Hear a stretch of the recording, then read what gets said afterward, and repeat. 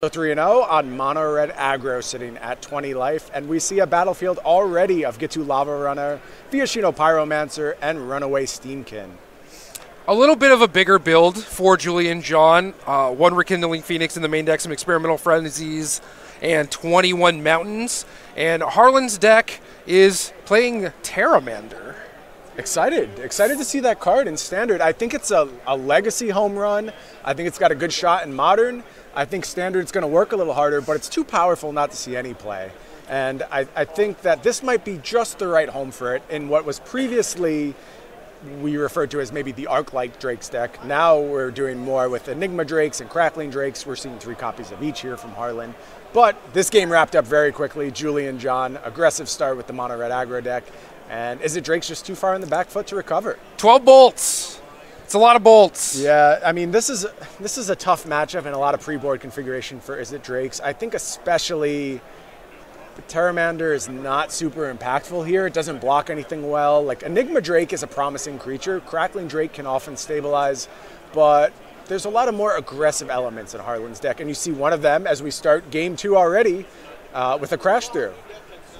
Yeah, pretty good at making your Drakes as powerful as possible, which allows you to then try and turn the corner as quickly as possible.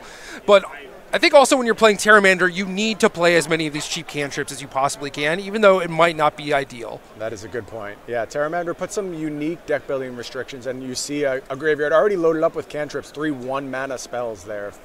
Or excuse me, 2 1-mana spells and the Chart of course, floating in Harlan's graveyard. Harlan answers the Runaway Steamkin with a Lava Coil, effectively managing Julian's board presence through the first 2 turns. Not quite the 1-drop, 2-drop start. Yeah, this is basically what the Drake's deck needs to do, is just slow down the game, not let the red deck get any creature damage in, because those are just repeatable sources of damage. You can generally erase someone if they're trying to kill you entirely with burn spells, because you'll be a little bit faster. Maybe they don't have enough burn to actually kill you. You can disrupt them with things like Spell Pierce, and you actually just have a quick clock yourself. Yeah, and here's a 5/4 Crackling Drake, representative of that quick clock. And Harlan cast at a very comfortable 20 life. He was shocked after that, falling to 18. But this isn't a bad spot for the Drake's deck to be in. Things have changed. There's a Lava Coil, and here comes a 4/4 Runaway Steamkin. So first creature damage is happening, so it's not like the game is out of reach now or anything, but it is certainly getting tougher for Harlan.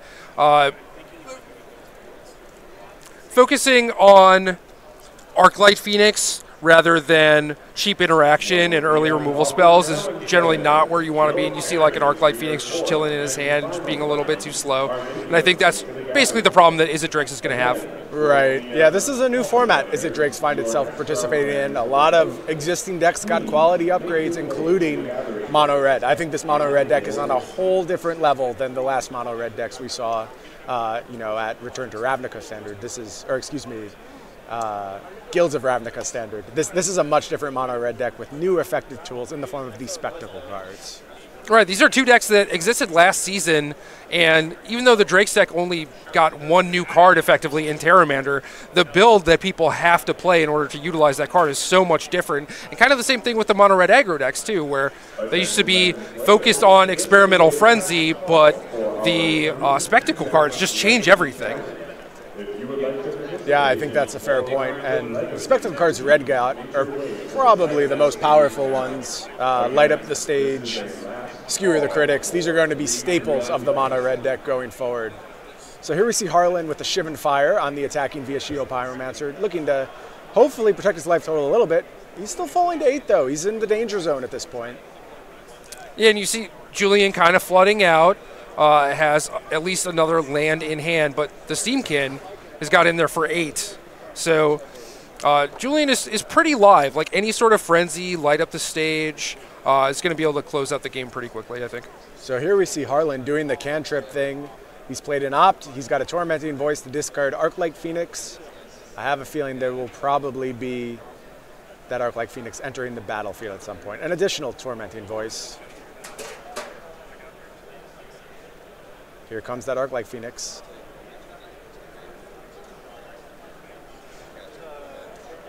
This is pretty common in this matchup. Arclight Phoenix finally enters the battlefield, and you just have to say go. No attacks because you need to preserve your life total. Yeah, as important of a defensive tool as an offensive tool quite often.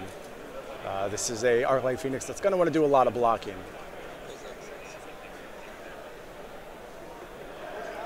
And there you see it settling into its new role as a defensive creature, blocking the runaway Steamkin, hoping to buy Harlan just a little bit more time. We see a skewer the critics, though. Harlan's going to fall to 5. He's got an opt. And he kept it. There are very few cards you would keep off that opt. I think he kept a chart, of course, and he knows he can return that Arclight Phoenix given the cards in his hand at this point. Seems like an okay keep. Yeah. No, for sure. It's just there are very specific things that you would be looking for in that situation, so right. Harlan's got to be happy that he found a card he can keep. For sure.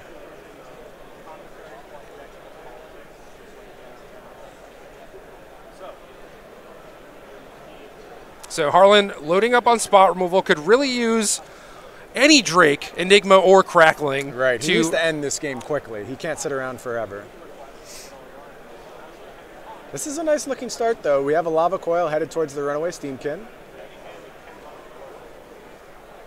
And that Arclight Phoenix will be coming back this turn. It will be coming back, and it will certainly be attacking. There's a Lightning Strike, putting Harlan down to 2. He's super vulnerable to the top of Julian's deck at this point. Regardless of what offense he may muster, that top card could just end it at any moment. And I like Julian using the Lightning Strike off of the Steamkin mana to play around Spell Pierce. An Experimental Frenzy. Julian only has to find a burn spell at this point. Finds a Mountain. And he finds a Wizard's Lightning, and that is going to do it. Julian John takes down Harlan Fryer, moves to 4-0 with mono red aggro.